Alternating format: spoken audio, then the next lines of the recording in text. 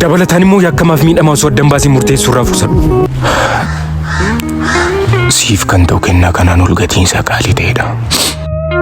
Wanti gatii xiqqaan bitamee gurguramu kun gonkumaa eenyummaa kee kan madaalle sirriittan beeka. Ta'us garuu yeroo mara akkatti na yaadattuuf wantan harkatti baadhee jiru kana kennaa godhee morma keetti sii fida.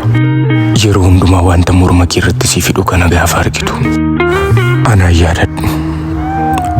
Gaa'ila keenya gara fuulduraa yaadadhu. Daa'imman anaafati waliin godhannee abbaa farmee jedhamne waamamnu yaadadhu. Ijoollee keenyaafis maatii gaarii akka taanutti yaadadhu. Kennaan an amma siif kennaa jiru kun sirraa dhibee yookiin immoo morma keetti baattee orma faana ciistee jennaan.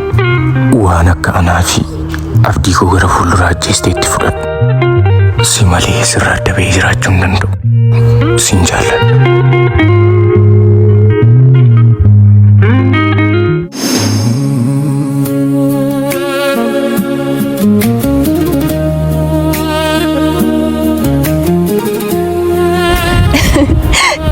Sakanan am jaalalleen si fosa yu garraami fakkaatee as taa'am. Gantuun kun yoona kana waan barbaade ergannaan ishee dhiisi. Jaalattumis dhagahama. Nagaddiisi. Dhaga'u akka inni dhaga'uuf jedheen sagalee koo ol kaasee dubbachaa jira. Maaltu na sodaachisan nu sodaanne hoo? Jalqaba mamee maaltu galche? Moo maaltu si ilaalata? Dhugaamu akkuma waan sagantuu kanaa dhiira waan ta'eef sitti dhaga'ame. Waan shamarran kamii na ilaallatas natti dhaga'amas. Obboleettii koon dogoggoriin. Amanamummaanis ta'e gantummaan eenyummaa keessoo irratti malee saala irratti hin hunda'u. Dhuftee sanoo obboleetti konaan jettaa nama minan obboleessa akka kee gantuu qabu. Jecha gantuu jedhu kan ammoo lammaffaan itti moggaase. Dabalataan immoo yakkamaaf miidhamaa osoo addan baasee murteessuu irraa fursadhu. Kan onnee isaa guutuu ishee jaallateen, kan abdii gaa'ela isaa gara fuulduraa guutummaa guutuutti irra kaawwateen, kan qullaa ishee baasee nama jala ciise ishee, kan karoorriif kaayyoon isaa jalaa fashalaa'e ana kan gantuu jedhamu sana. Isheen akka hin deebineetti na dhiistee deemteetti. Isin immoo ittumayyuu maqaan taane naa moggaastanii nama raajjina. Ani san ishee dhabeefuu jajjabinatu na barbaachisa. Waan an godhen beeku garaa ishee jabaatee miila fageeffatte shageenti aanaan kophaa dhiiftee kophaatti nagattee. Maal taate si qabu? Wayyoo.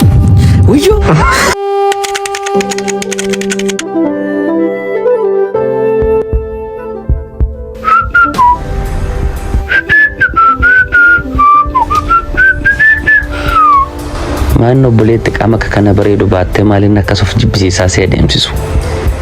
Akkasitti na deemin sirraan bareedu. Qarshii 10,000 qabaatteen nan qaama koo hundumaa sitti agarsiisa. Kabaja koo siif hin kennu. Tolii galtaa? Kunoo siifan dabarsa. 10,000 maal isheedha? Si argadheen nanan. Garuu maaliifidha? Sababa isaas himuun nan barbaachisu. Garuu obboleessi koo ana malee nama tokkoyyuu hin qabu. Kanaaf ati moofiin of dhabdee anaaf jiraatta. Inni yeroo kana anaaf jettee miidhamtu anaaf jettee beeloftu xiqqaatee har'ammoo kabaja kee gurguruuf murteessita. Maal godhee toon siif jiru amma yoomitti hiriyoota kee gadi taata? Na dhageessaa amma yoomitti salphatta amma yoomitti boqoo kee gadi qabda?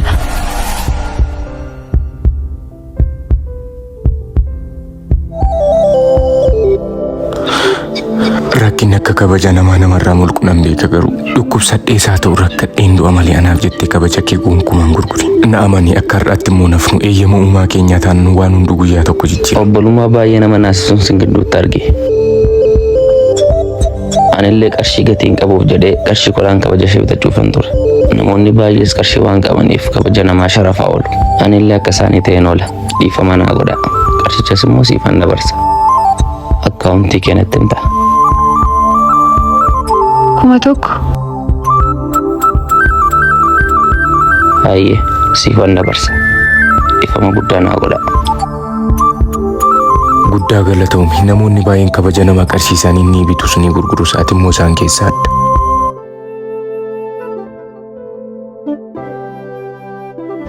Maaliif na hordoftan an hordofin siin jedheera miti?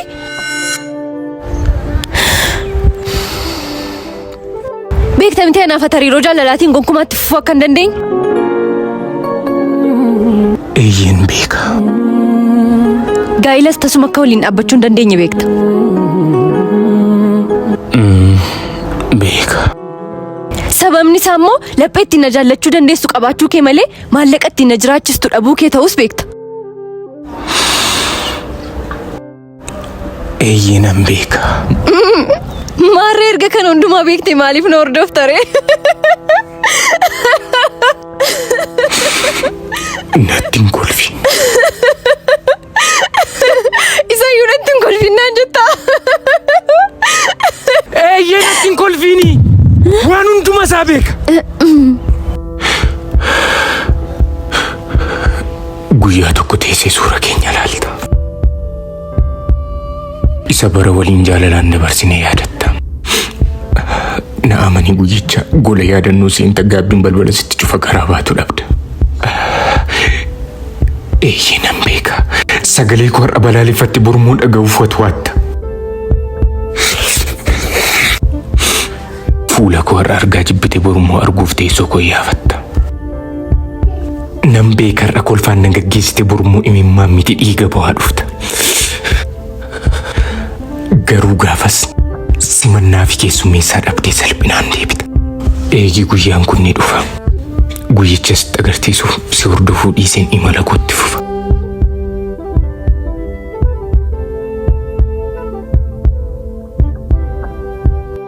Gaafuma inni natti naaf akkanatti gammadu maaliif akka ta'e hin beeku. Maal jedhee naafsisuuni yes eeyyino akka ta'e naafsa siiniin gaafsiku. Mucaa kilaasii keenyaa tokko jechuudha.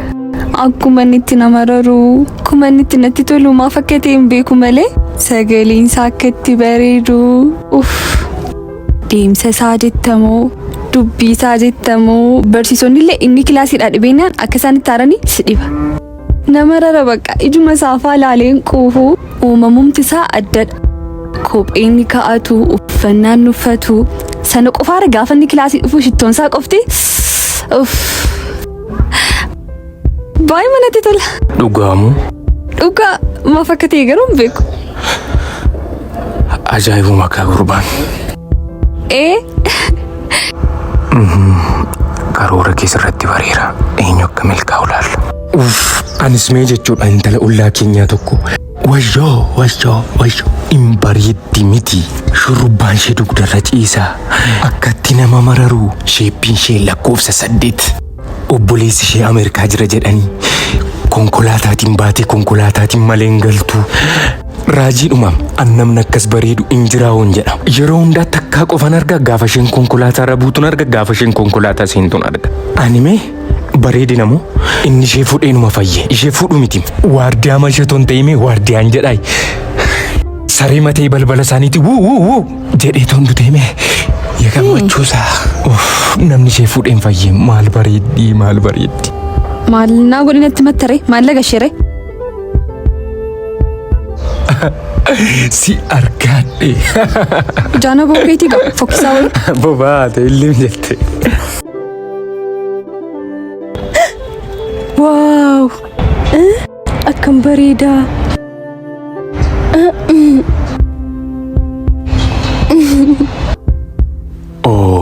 Obsi har'a carraa gaarii manaa baate fakkaata.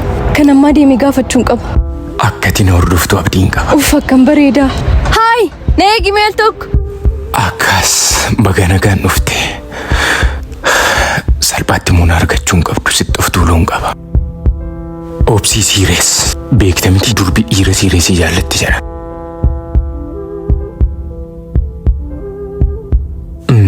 Maaldha na barbaadde?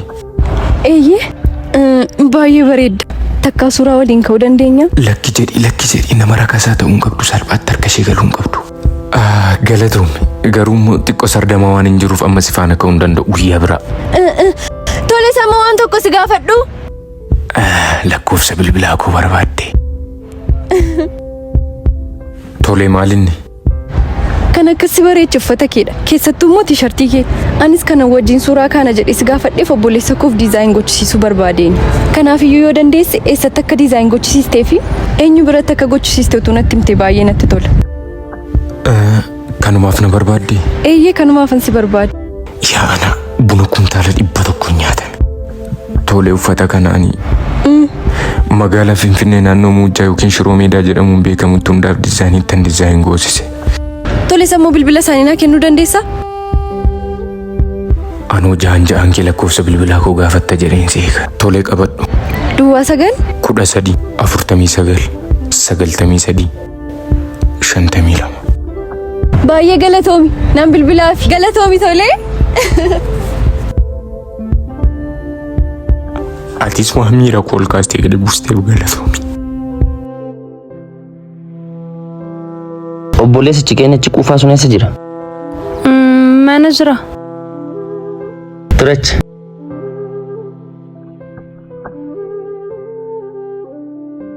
Hello. Qarshichaan argine miti qarshii mana kiraayichaa. Kunuusuma gaafachuu dhufaa haarannaa akkuma taatu ta'eetii maaloo barbaadetti guuti. Tole.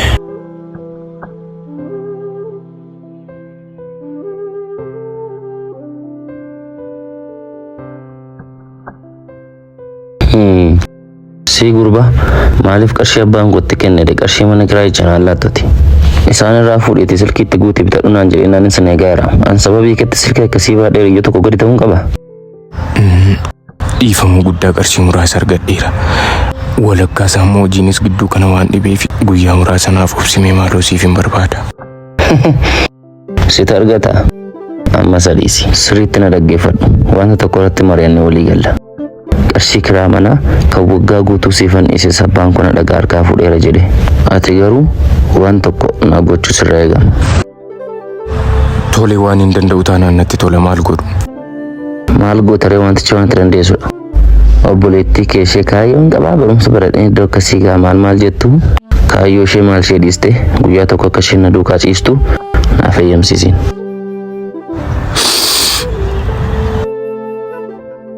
Maal jettee gurba? Ani moo rakkadheen du'a daandiirran jiraadha malee anatu waan qarshii mana kiraayii dhabeef obboleettii kositti gurgura? Rakkattee daandiitti baatee dhukkubsattee duutee obboleettiin kees qofaa ta'uu isheerra filannoo godhatu walii galtee si wayya. Sanuun qaanoftu ammoo sirra deebitee nafaan haasoftaයි. Namni akka keessa fuufi saalfiin beekne kun dhalachuun saafi maal ta'a dil'uu ta'eera ta'e. Akkam eenyutti akkaasaa jirtu beektaa garuu. Atuu of hin beektu an akkamittan si beekuu danda'a. Maalumaafuu amma boriitti iddoon seenu kiraayii keessiif hin kaffala. Jecha kana lammaffaa sirraa dhaga'ee jennaan garuu yoo ani si maaree inni samii fi lafa uume kun nan maariin.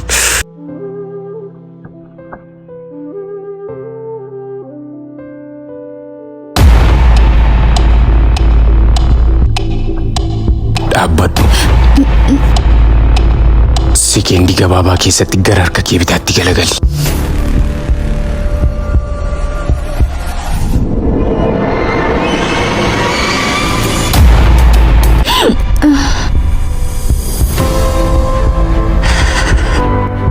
Ani naannoo kanaaf mootiidha. Namooti naannoo kanaa wanta isaan argachuu qaban akkan hin kennineef wanti na daangessu tokkollee hin jiru. Ati immoo gaafan si ilaaluu nama kaadhimaa qabuun fakkaattu. Kanaafuu kaadhimaa siif kennu waan an barbaadeef jireenya kee keessatti kaadhimaa akkamiiti meeqan si barbaachisu?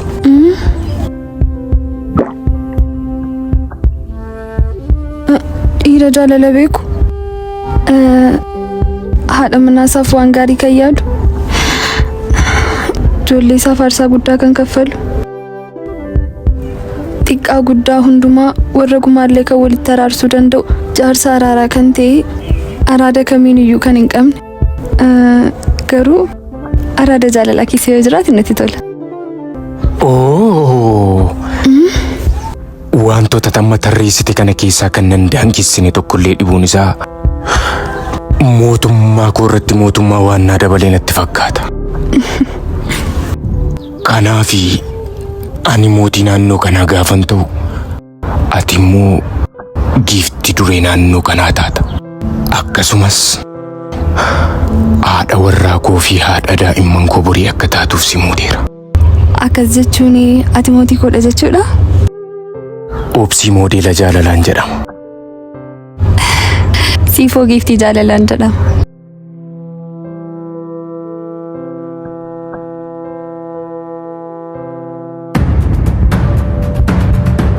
nuti faaraati. Deemigaa azza dhaabadhiis dhaggeeffadha. Na eegista nagarsiisa.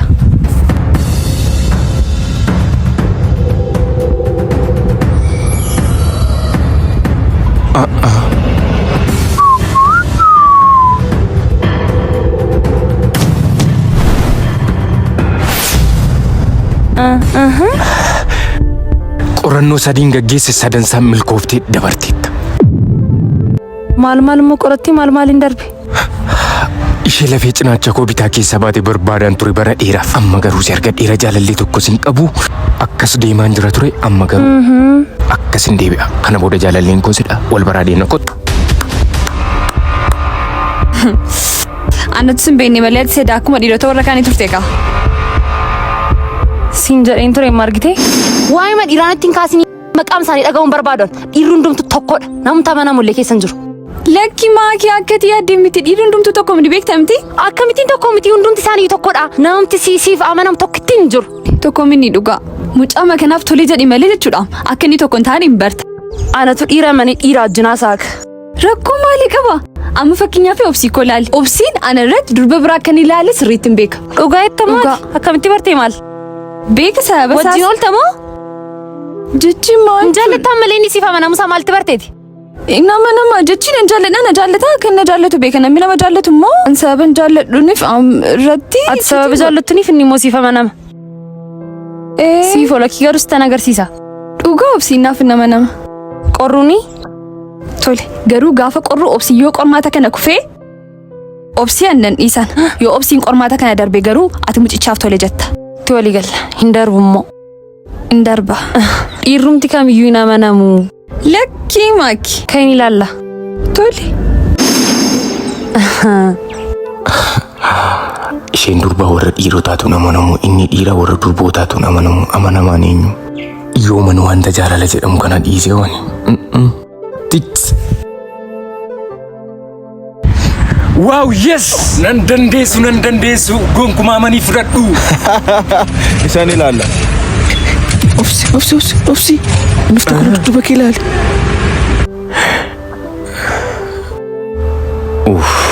Akkam abbaa kee bareeddaa maaloo. Fajajji ilaaluu dhiisiitii carraa kanatti fayyadamee obsi. Deemi obsi. Amma tasumaa gad hin dhiisu. Anumaaf dhiisaa.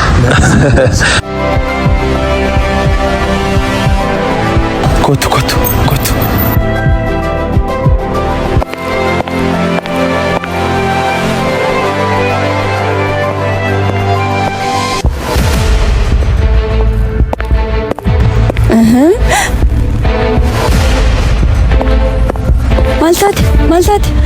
Maal taate si qabu wayyoo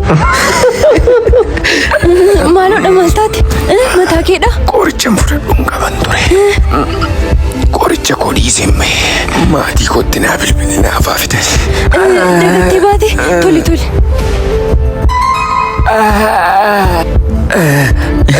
tole lakkoofsa bilbilaa natti himuu dandeessaa ree? Duwwaa sagal 50 torbaatama tole kan abbaa kee moo kan harmee keedha? Lakkii kan obboleessa koodha.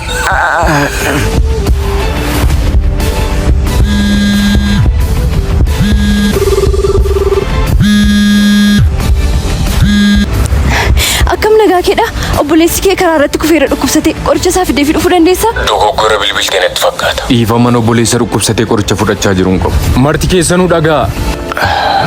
Har'aan booda mucittii simbirroon kun to'annoo obsii jala galteetti eenyullee nan gaafatu. Qabeenya ishee deebisiif kaa. Sagibbii kee bitaa keessa goote baasii. Baasii qabamteetta. Maal tajaajilamteetudha? Uffata kana fakkaatu saanta akkasitti bareechee naaf hojjete. Ahaa, iccitiin bareedina keessaan irra. Maarree. Baga maal singalteera inaafuu keessanidha. Isinis yoo barbaaddan deemaa hojjechiifadhaa akka iddoo isheen hojjechiifattetti. Lakkoofsi bilbilaa kun hundaaf dizaayinii jedhamu. Simbirroo kun galgala siif bilbila. Dhugaa jettaa? Maal kun immoo maraatuun kun?